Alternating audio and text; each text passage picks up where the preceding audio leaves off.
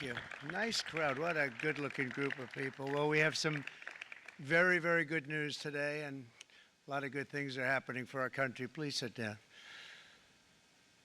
My fellow Americans, this is Liberation Day, waiting for a long time.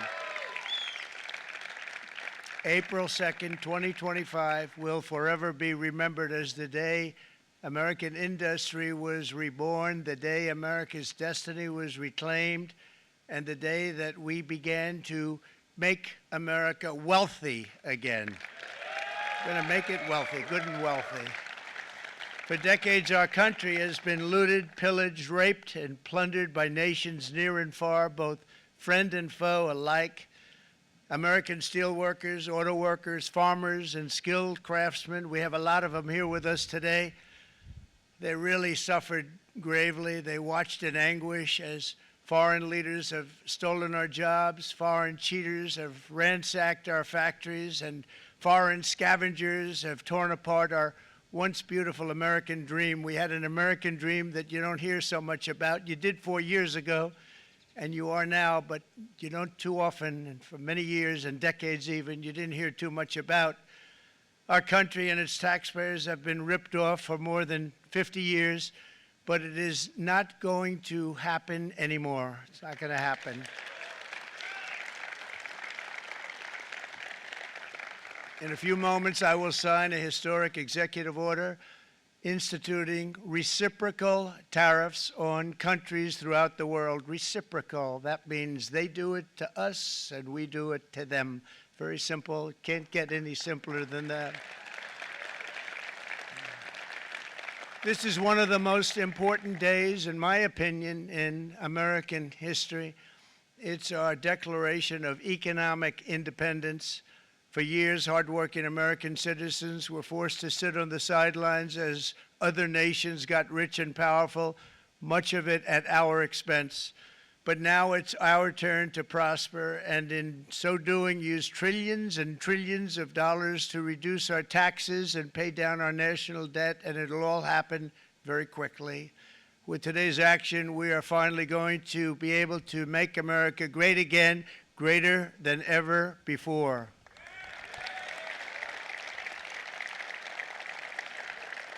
Jobs and factories will come roaring back into our country, and you see it happening already.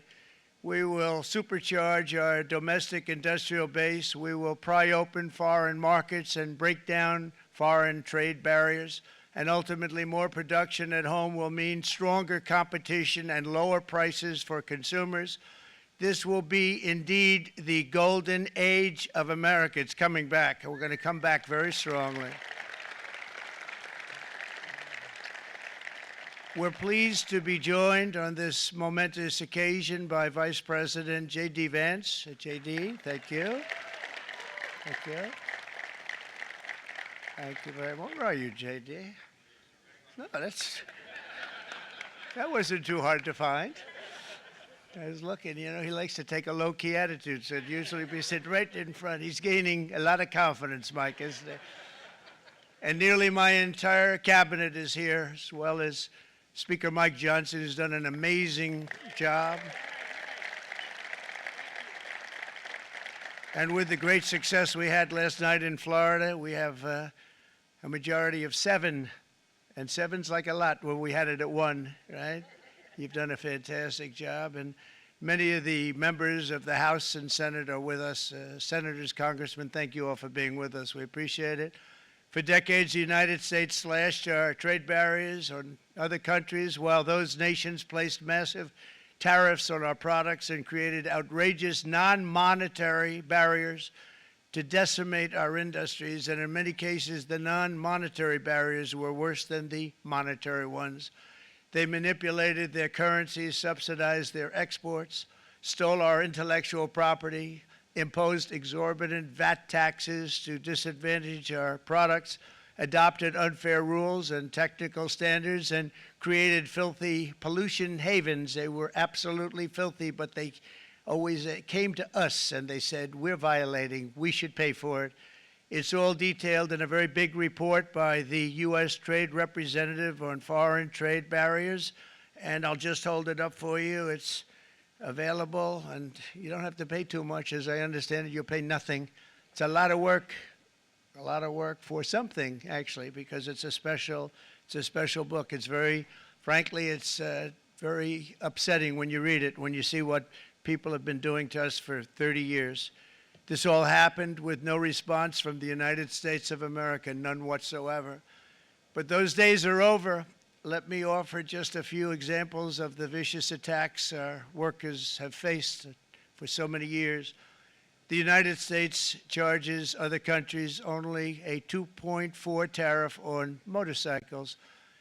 Meanwhile, Thailand and others are charging much higher prices, like 60%. India charges 70%. Vietnam charges 75%, and others are even higher than that.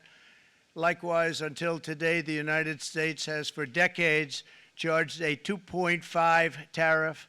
Think of that, 2.5% on foreign-made automobiles. The European Union charges us more than 10% tariffs, and they have 20% VATs, much, much higher.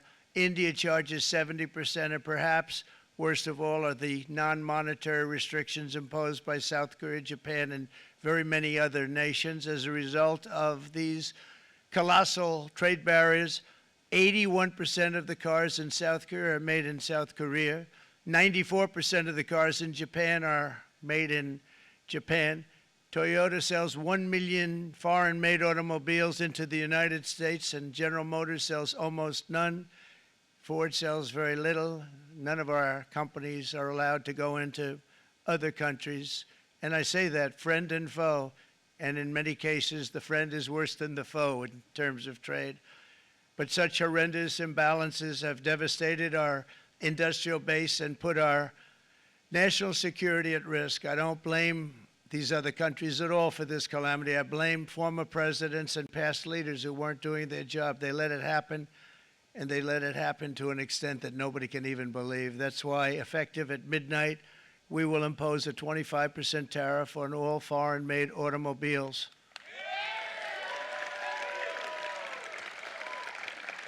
Thank you. Brian, I'd like to have you come up here for a second, okay? I just see him sitting. He's been a fan of ours, and he understands this business a lot better than the economists, a lot better than anybody. Brian, say a few words, please, would you? Thank you, Mr. Thank you. President. It's a great honor to have you. Thanks. Thank you, Mr. President. I grew up just north of Detroit, Michigan, in Macomb County, known as the home of the Reagan Democrats. My first vote for president was for Ronald Reagan. I thought that was going to be the best president I ever saw in my lifetime until Donald J. Trump came along. I have watched my entire life, I have watched plant after plant after plant in Detroit and in the metro Detroit area close. There are now plants sitting idle. There are now plants that are underutilized, and Donald Trump's policies are going to bring product back into those underutilized plants. There's going to be new investment. There's going to be new plants built. And the UAW members, and I brought 20 of them with me, they're sitting right over here. We support Donald Trump's policies on tariffs 100%. So, Mr. President, we can't thank you enough. And in 6 months or a year, we're going to begin to see the benefits. I can't wait to see what's happening 3 or 4 years down the road. Thank you, Mr. President. Thank you so much. Thank you. What a great guy. He got it right from the beginning. He got it before almost anybody else. This group over there, they got it too. And, you know, we won the state of Michigan. We won almost all of them. But we won Michigan by a lot, and I want to just thank you all. The auto workers were fantastic. The Teamsters were fantastic. Everyone was pretty good, I will tell you. Thank you very much. I appreciate it. You're going to be very happy very soon, and you probably see what's happening with all of the, not only car companies, but car companies in particular. You see it with all of the ones they're moving, they're announcing day in, day out. You're seeing it. Nobody's ever seen anything like that. With today's actions, we're also standing up for our great farmers and ranchers who are brutalized by nations all over the world. Brutalized. Canada, by the way, imposes a 250 to 300% tariff on many of our dairy products. They do the the first can of milk, they do the first little carton of milk at a very low price, but after that it gets bad, and then it gets up to 275, 300%. So when they're figuring what's Canada charging, they say, oh, about 2%, 3%. But take a look at what happens down the road. When you look a little bit, it's not a pretty picture, and we don't like it, and it's not fair. It's not fair to our farmers. It's not fair to our country. And with countries like Canada, you know, we subsidize a lot of countries and keep them going and keep them in business. In the case of Mexico, it's $300 billion a year. In the case of Canada, it's close to $200 billion a year. And I say, why are we doing this? Why are we doing this? I mean, at what point do we say, you got to work for yourselves, and you got to, this is why we have the big deficits. This is why we have that amount of debt that's been placed on our heads over the last number of years, and we're really not taking it anymore. Through non-tariff barriers, the European Union bans imports of most American poultry. You understand? They say, we want to send you our cars, we want to send you everything, but we're not going to take anything that you have. Australia bans, and they're wonderful people and wonderful everything, but they ban American beef, yet we imported $3 billion of Australian beef from them just last year alone. They won't take any of our beef. They don't want it because they don't want it to affect their farmers. And you know what? I don't blame them, but we're doing the same thing right now, starting about midnight tonight, I would say. And China charges American rice farmers an overquota, it's called, a tariff rate of 65%. South Korea charges 50, actually they charge different, from 50% to 513%. And Japan, our friend, charges us 700%. But that's because they don't want us selling rice and other things. Who can blame them, Madam Secretary? Agriculture, great job you did on eggs, by the way. The egg prices came down 50%. You got them down 50%. Once we got involved, they were going through the sky. The egg prices, they were going through the sky, and you did a fantastic job. Now we have lots of eggs, and they're much cheaper, down about 59% now, and they're going down further. We charge 2.8% for so many things that other countries are charging 200%, 300%, and 400% for. If imposing tariffs and protective barriers made nations poor, then every country on earth would be racing to eliminate these policies, and China would be the first on line. They run a very strong country, but they're not first in line, and the American people are paying a very big price. From 1789 to 1913, we were a tariff-backed nation, and the United States was proportionately the wealthiest it has ever been. So wealthy, in fact, that in the 1880s, they established a commission to decide what they were going to do with the vast sums of money they were collecting. We were collecting so much money so fast, we didn't know what to do with it. Isn't that a nice problem to have? What do you think, Marco? Good problem? Marco would love that problem. But we don't have that problem anymore, but we're not going to have it very much longer, I will tell you. But they collected so much money, they actually formed a commission to determine what they were going to do with the money, who they were going to give it to, and how much. Then in 1913, for reasons unknown to mankind, they established the income tax so that citizens, rather than foreign countries, would start paying the money necessary to run our government. Then in 1929, it all came to a very abrupt end with the Great Depression, and it would have never happened if they had stayed with the tariff policy. It would have been a much different story. They tried to bring back tariffs to save our country, but it was gone. It was gone. It was too late. Nothing could have been done. It took years and years to get out of that depression, far longer than even FDR had that office right over there for a long period of time. The ramp system, that's rather intricate, was built because of him, and every time you walk up, you think of him, and he did a great job in many ways, but it lasted long beyond his terms, as you know. But it's not too late any longer, and we're going to start being smart, and we're going to start being very wealthy again. We're going to be wealthy as a country because they've taken so much of our wealth away from us. We're not going to let that happen. We truly can be very wealthy. We can be so much wealthier than any country. It's not even believable, but we're getting smart. Nearly a century later, in the face of unrelenting economic warfare, the United States can no longer continue with a policy of unilateral economic surrender. We cannot pay the deficits of Canada, Mexico, and so many other countries. We used to do it. We can't do it anymore. We take care of countries all over the world. We pay for their military. We pay for everything they have to pay. And then when you want to cut back a little bit, they get upset that you're not taking care of them any longer. But we have to take care of our people, and we're going to take care of our people first. And I'm sorry to say that.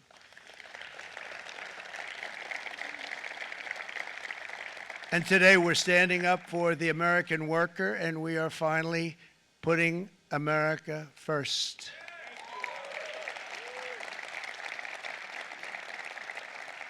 In Sleepy Joe Biden's last year in office, the United States hemorrhaged 100,000 manufacturing jobs, and the number was going through the roof at levels never seen before.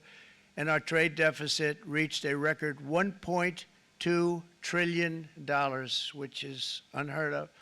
Since the beginning of NAFTA, the worst trade deal ever made, it was a horror show. I was able to terminate it. They all said you'd never be able to get it out. We had to get approval from Congress to get it terminated. We had to live with that deal. It was the worst deal, worst trade deal ever made by far. But since the very beginning of NAFTA, our country lost 90,000 factories. Think of what that is, 90,000. Think about putting a map up and putting tax on it. You wouldn't have enough room. 90,000. I said, is that possible? We had it checked 4 different times, and it was actually somewhat higher than that. And 5 million manufacturing jobs were lost while racking up trade deficits of $19 trillion. That was the worst trade deal ever made. As a result of these gigantic losses, foreign nations now own $26 trillion more of American assets than think of this, than the Americans own of their own foreign assets or other foreign assets. The United States can no longer produce enough antibiotics to treat our sick. We have a tremendous problem. We have to go to foreign countries to treat our sick. If anything ever happened from a war standpoint, we wouldn't be able to do it. We import virtually all of our computers, phones, televisions, and electronics. We used to dominate the field, and now we import it all from different countries. A single shipyard in China now produces more ships every year than all of the American shipyards combined. Think of that. And it was a business that we used to dominate. We used to dominate it totally. In short, chronic trade deficits are no longer merely an economic problem. They're a national emergency that threatens our security and our very way of life. It's a very great threat to our country. And for these reasons, starting tomorrow, the United States will implement reciprocal tariffs on other nations. It's been a long time since we even thought of that. We used to think about it a lot. We didn't think about it for many decades, and you see what's happened. For nations that treat us badly, we will calculate the combined rate of all their tariffs, non-monetary barriers, and other forms of cheating. And because we are being very kind, we're kind people, very kind.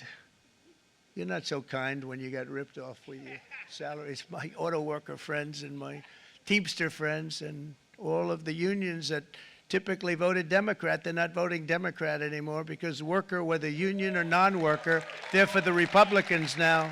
That's what happened. But we will charge them approximately half of what they are and have been charging us. So the tariffs will be not a full reciprocal. I could have done that, yes, but it would have been tough for a lot of countries who didn't want to do that. I'd like to see the chart if you have it. Could you bring it up, Howard? This is our great Secretary of Commerce, Howard Lutnick. Thanks, Howard. So if you look at that, China, first row, China, 67%. That's tariffs charged to the USA, including currency manipulation and trade barriers. So 67%, I think you can, for the most part, see it. Those with good eyes, with bad eyes. We didn't want to bring, it's very windy out here, we didn't want to bring out the big charts because it had no chance of standing. Fortunately, we came armed with a little smaller chart. So it's 67%, so we're going to be charging a discounted reciprocal tariff of 34%. I think, in other words, they charge us, we charge them less, so how can anybody be upset? They will be because we never charge anybody anything, but now we're going to charge. European Union, they're very tough, very, very tough traders. You know, you think of European Union, very friendly. They rip us off. It's so sad to see. It's so pathetic. 39%, we're going to charge them 20%, so we're charging them essentially half. Vietnam, great negotiators, great people. They like me, I like them. The problem is they charge us 90%. We're going to charge them 46% tariff. Taiwan, where they took all of our computer chips and semiconductors. We used to be the king, right? We were everything. We had all of it. Now we have almost none of it, except the biggest company is coming in. We're going to end up with almost 40%. Lee Zeldin's working to get their approvals. And it's an amazing company. Mr. Wei, of one of the great companies of the world, actually. They're coming in from Taiwan, and they're going to build one of the biggest plants in the world, maybe the biggest for that. But 64%, we're going to charge them 32%. Japan, very, very tough, great people. And again, I don't blame the people for doing it. I think they're very smart in doing it. I blame the people that sat right in that Oval Office, right over there, right behind the Resolute desk or whichever desk they chose. Japan, 46%. They would charge us 46%, and much higher for certain items like cars, you know, little items like cars. 46%, we're charging them 24%. India, very, very tough, very, very tough. The Prime Minister just left, and he's a great friend of mine, but I said, you're a friend of mine, but you're not treating us right. They charge us 52%. You have to understand, we charge them almost nothing for years and years and decades, and it was only 7 years ago when I came in, we started with China and charged them. We took in hundreds of billions of dollars from China in tariffs, and they understood, honestly. President Xi understood. He said, look, I understand, and the other countries, and they all understand. We're going to have to go through a little tough love, maybe, but they all understand. They're ripping us off, and they understood it. Prime Minister of Japan, Shinzo Abe. He was a fantastic man. He was unfortunately taken from us, assassination. But I went to him and I said, Shinzo, we have to do something. Trade is not fair. And he said, I know that, I know that. And he was a great gentleman. He was a fantastic man, but he understood immediately what I was talking about. I said, Shinzo, we have to do something. He said, I know that. And we worked out a deal, and it would have been a much better deal, but frankly, there were many years left in the deal that was made previous to my getting there, but it was something. If you look at Switzerland, 61% to 31%. Indonesia, Malaysia, Cambodia. Oh, look at Cambodia, 97%. We're going to bring it down to 49. They made a fortune with the United States of America. United Kingdom, 10%, and we'll go 10%. So we'll do the same thing. South Africa, 60%, 30%, and they've got some bad things going on in South Africa. You know, we're paying them billions of dollars, and we cut the funding because a lot of bad things are happening in South Africa. The fake news ought to be looking at it. They don't want to report it. Brazil, 10%, 10%. Bangladesh is 74%. So you see what's going on. Pakistan, 58%. Sri Lanka, 88%. So what we're doing is we're taking not the full, we could take the full 88%. Thanks a lot. He's doing a very good job. How's he doing, all right? I think you better take it with you. It's not going to last very long. He's going to put it, it's going to follow you down with the wind. I brought a hat just in case it got too windy, but here, would anybody like a hat? I'm not giving it to a cabinet. I'm giving it to the auto workers. Come here.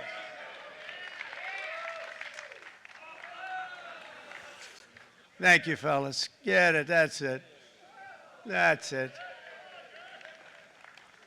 They deserve it more than our cabinet. Our cabinet has plenty of hats.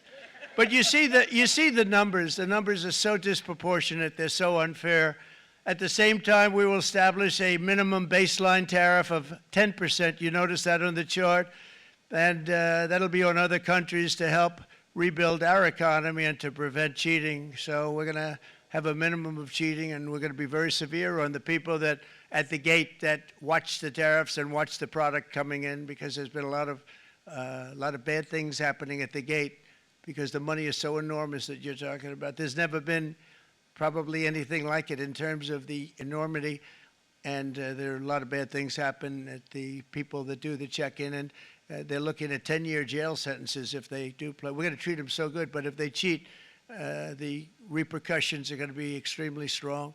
Foreign nations will finally be asked to pay for the privilege of access to our market, the biggest market in the world. We're right now the biggest market in the world. We had a great country 4 years ago in terms of the economics. We were doubling up on China. We were doing so well. Nobody was going to catch us, but so much of it slipped away over the last 4 years under Biden.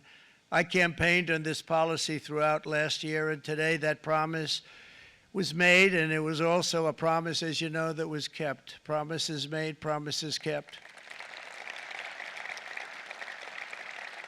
To any company that objects to our common sense reciprocal tariffs, again, reciprocal, back and forth, back and forth. And I call this kind reciprocal. This is not full reciprocal. This is kind reciprocal. But what we do is we cut it in half. We charge them. My answer is very simple if they complain. If you want your tariff rate to be zero, then you build your product right here in America, because there is no tariff if you build your plant, your product in America. And we've seen companies coming in like we've never seen before. Likewise to all of the foreign presidents, prime ministers, kings, queens, ambassadors, and everyone else who will soon be calling to ask for exemptions from these tariffs. I say, terminate your own tariffs, drop your barriers, don't manipulate your currencies. They manipulate their currencies like nobody can even believe, which is a bad, bad thing and very devastating to us. And start buying tens of billions of dollars of American goods. Tariffs give our country protection against those that would do us economic harm. And many people were looking to do us economic harm. Maybe not so obviously, but they were doing tremendous economic harm. But even more importantly, they will give us growth. These tariffs are going to give us growth like you haven't seen before, and it'll be something very special to watch. I am so looking forward, and Brian, it's going to happen even faster than you said. You know, you might say, but it's already started. It's already started. Work's already begun on plants all around the country, and you see that as before. These are big, rich companies. We have $61 billion started on a big plant going up. It's going to be announced over the next 2 days, and they already started work. Many of these the biggest companies in the world, they've committed to build, build, build. We're going to build, build, build, sir.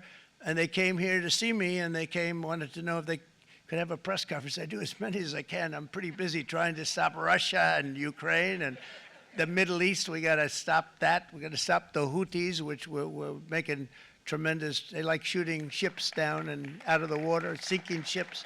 They get a kick out of it, but they're not getting such a kick out of it now, are they, Mr. Secretary? They're not getting such a kick out of that now.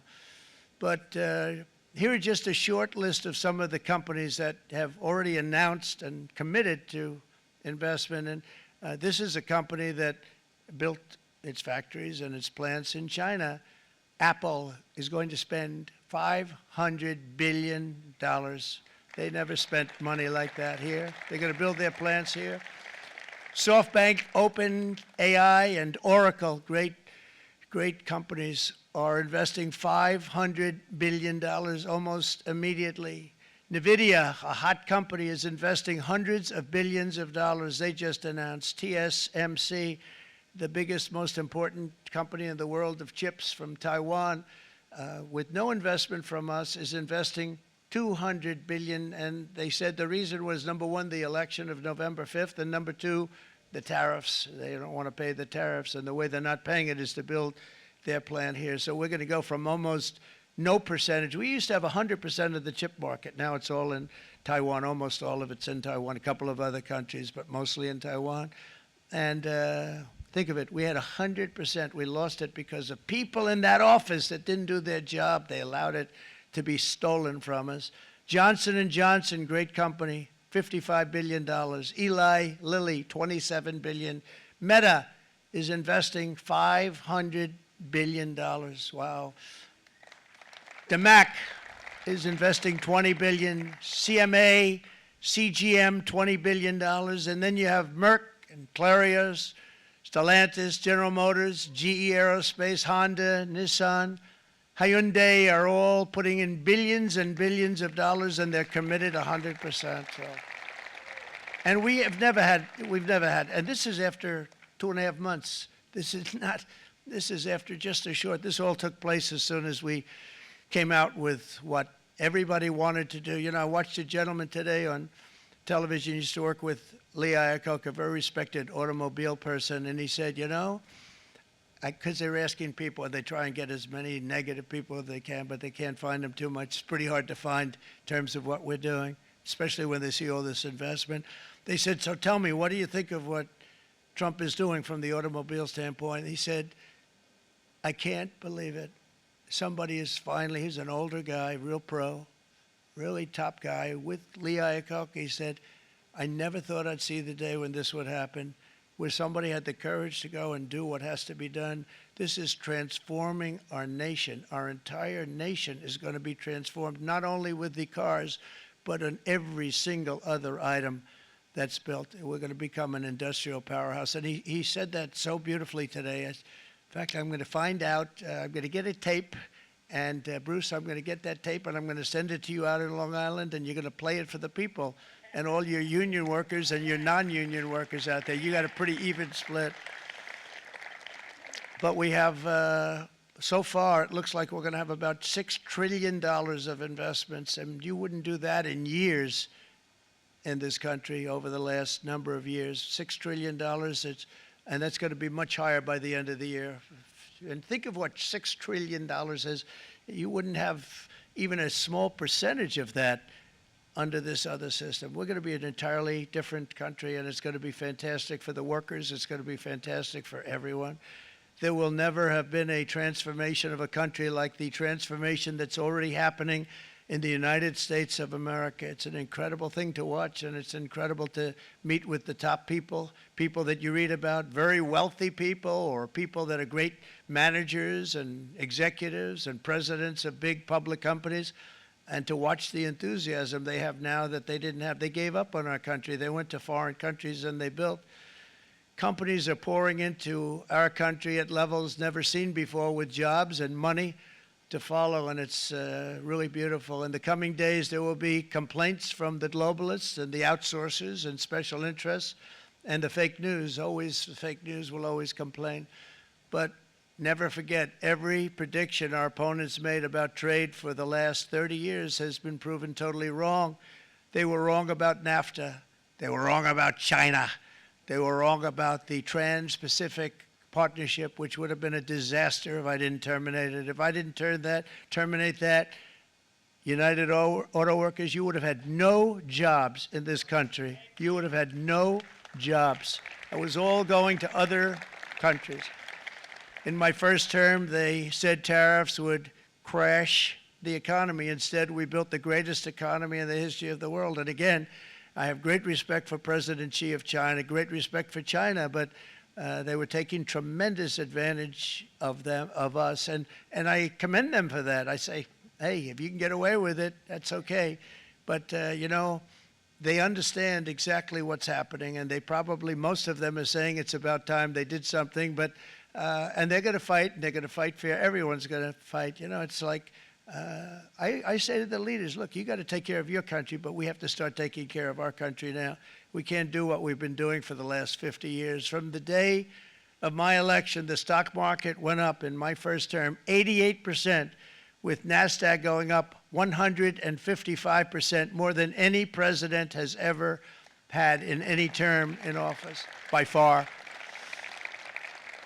And I think we're going to blow that away. And maybe the numbers won't show, but I think they're going to show much better than even those numbers. But what you're going to see is you're going to see activity, that empty, dead sites, factories that are falling down.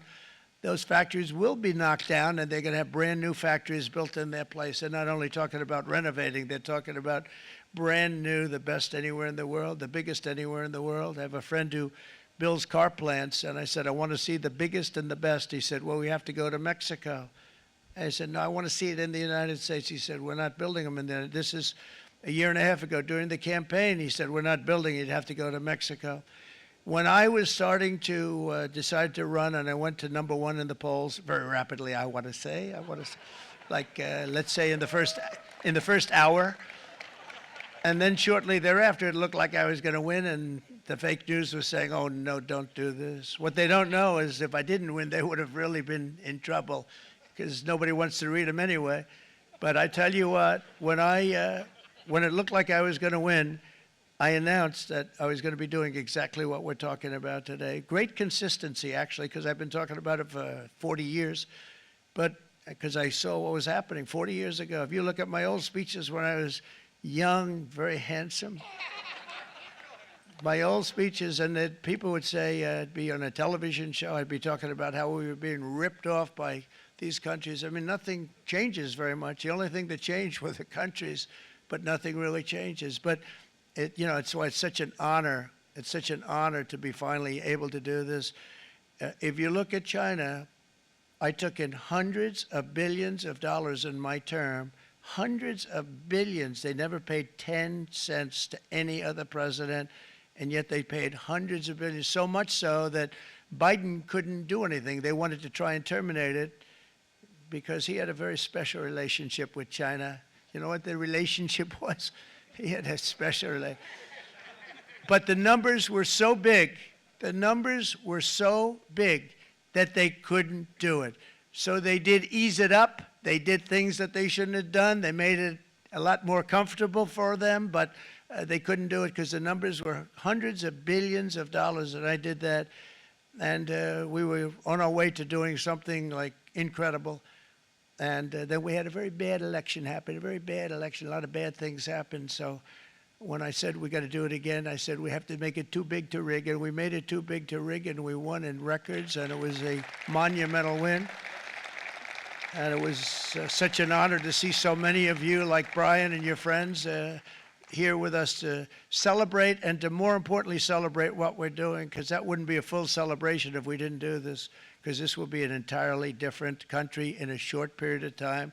It'll be something the whole world will be talking about it. The critics made the very tired predictions earlier this year, but in February, core inflation dropped to the lowest rate in 4 years, and the price of eggs, as you know, just in a month and a half, we were there for 4 weeks.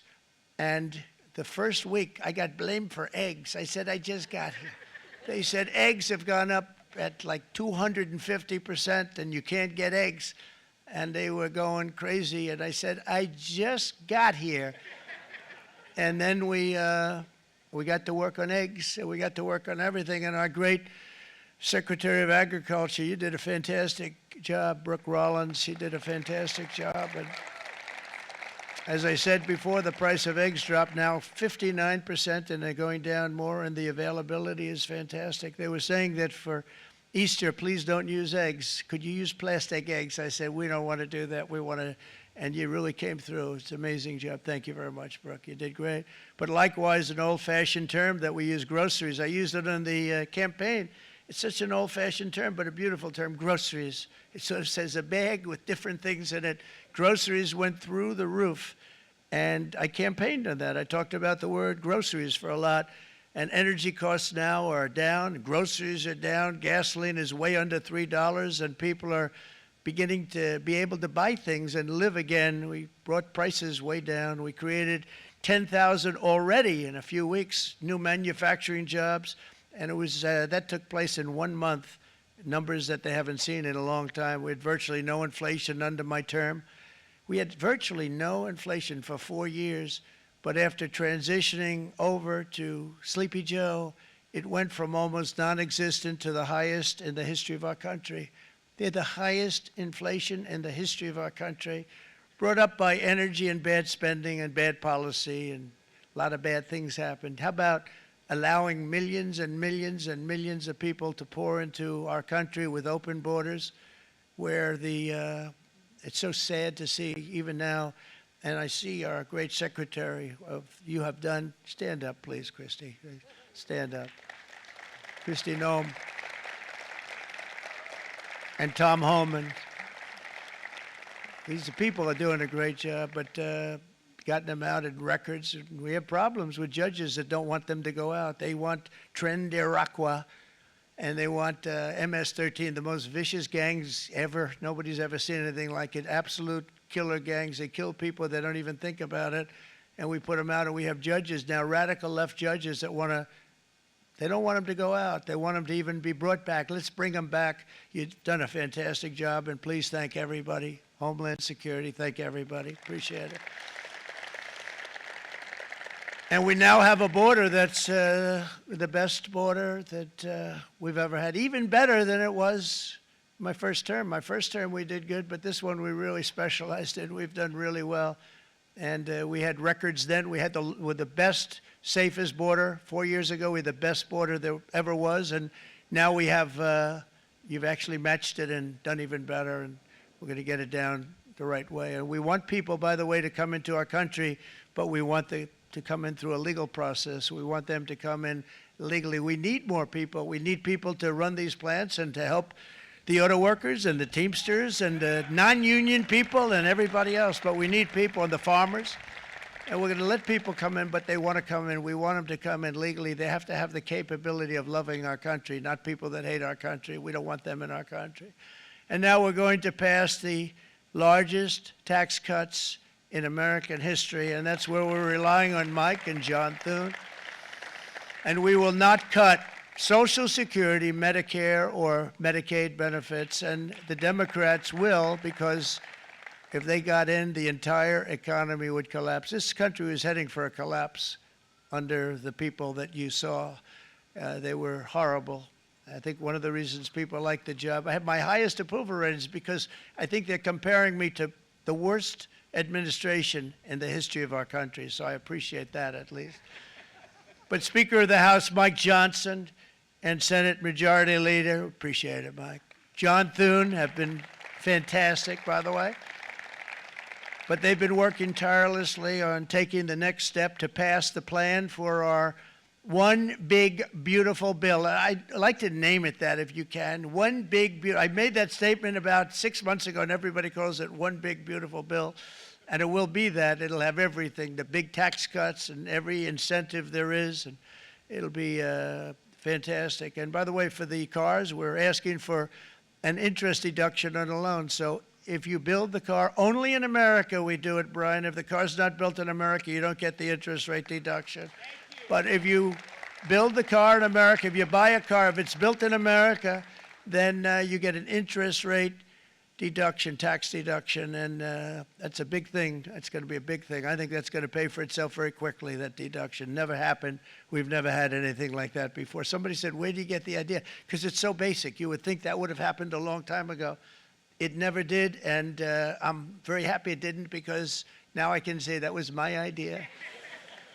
But we're going to get us closer to the debt extension. We have to get the debt extension passed, and I know you're going to be able to do that, Mike, and it's very important that you do that.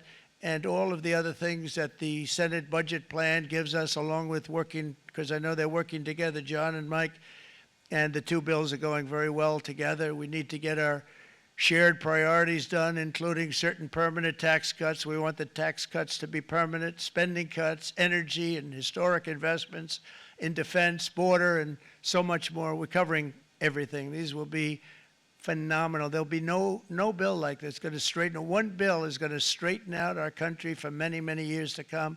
And we said, let's just do it and let's get it done. And some guys will love it and some guys will like it a little bit less because they're not getting what they were exactly looking for, but they're getting a lot. They'll never, if we get this done, it'll be the most incredible bill ever passed in the history of our Congress and Senate and congressmen, the senators and the congressmen, many of whom are here today, will be very proud of themselves. I really believe that. It's going to set us on a whole new prosperous path. We're going to cut spending and right-size the budget back to where it should be. We're going to do that very strongly. Thank you, Rick. Thank you. John, thank you. Oh, look at all of our senators over there. Oh, boy. That's a nice group of people. But I won't like them so much if they don't get this bill done. That's a great group, and Congressman, thank you very much. I appreciate it. Tremendous people. The Senate plan is my complete and total support, and the House plan likewise is very similar. They're moving along pretty much at the same clip, and as soon as you're ready, you'll show it to me, and I'm sure it'll have my support, Mike. Every Republican congressman and senator must unify. We have to unify. We can't be separated. We have to get it done. We have to get absolutely everything we can, and we have to take care of the American people. That's the only thing that matters. We have to take care of the American people first. We need to pass this bill immediately, get it done, including debt extension. From this day on, we're not going to let anyone tell us that American workers and families cannot have the future that they deserve. We're going to produce the cars and ships, chips, airplanes, minerals, and medicines that we need right here in America. The pharmaceutical companies are going to become roaring back. They're coming roaring back. They're all coming back to our country, because if they don't, they got a big tax to pay. And if they do, I'll be very happy, and you're going to be very happy, and you're going to be very safe. We're going to build our future with American hands, with American heart, American steel, and we're going to build it with American pride like we used to. We're approaching our 100th day as president, and have been given credit by a lot of people, actually, even some of the fake news. Can you believe it? Which in this case hopefully isn't fake, for having done more in that time than any other administration in the history of our country in the first 100 days. I think we've had an amazing, in terms of what we've done, what we've gotten accomplished. I'd like to see if we can get that war ended and another war from not starting in the Middle East. We have to get Russia. They're losing 2,000 on average, 2,500 people a day, young people, soldiers, Russian. Think of that, 2,500 through some days, but on average, probably over about a 1 week period, it's 2,712, they say. They're losing those soldiers. They're dying. They're being decimated. And they're not from our country, but they're from other countries. But they're human beings. They're from Russia. They're from Ukraine in this period, most of them. And we're going to get it stopped. It's a senseless war that would have never happened if I was president, and it shouldn't be allowed to go on. And I think we're being given good cooperation by Russia and by Ukraine, but we have to get it stopped. It's humanity. It's humanity. It's a terrible thing. This will be a very big moment. I think you're going to remember today. It's going to be a free nation that we're dealing with. We're going to have a very free and beautiful nation. It's going to be Liberation Day in America, and it's going to be a day that hopefully you're going to look back in years to come and you're going to say, you know, he was right. This has turned out to be one of the most important days in the history of our country. God bless you, and God bless America. Thank you, everybody. Thank you very much. Thank you. Thank you very much.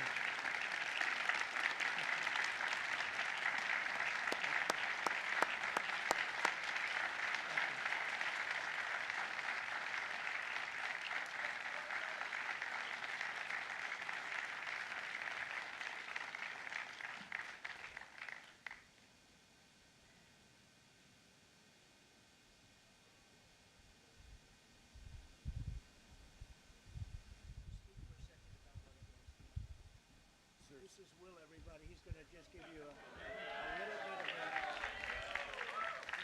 little bit of a briefing on what we're signing.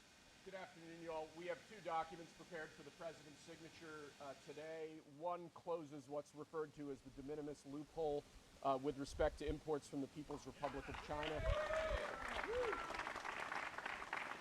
The other is the big one, is the reciprocal tariff executive order that the president just spoke about at length. This is obviously a huge deal, and it's been an honor to be a part of your team getting this ready for you, sir. Thank you very much. Thank Yes, you. sir.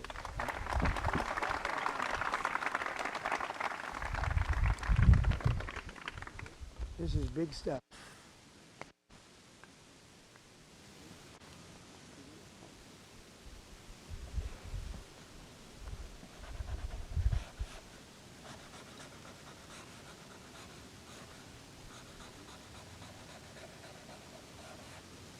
That's a 10. That's a good one. Look. That's a good one. That's a good one. Thank you. Thank you, sir.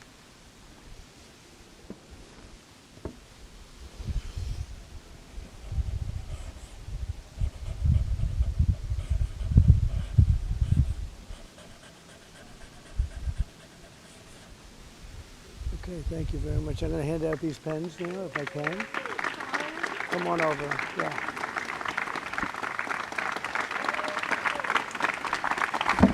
Thank you very much.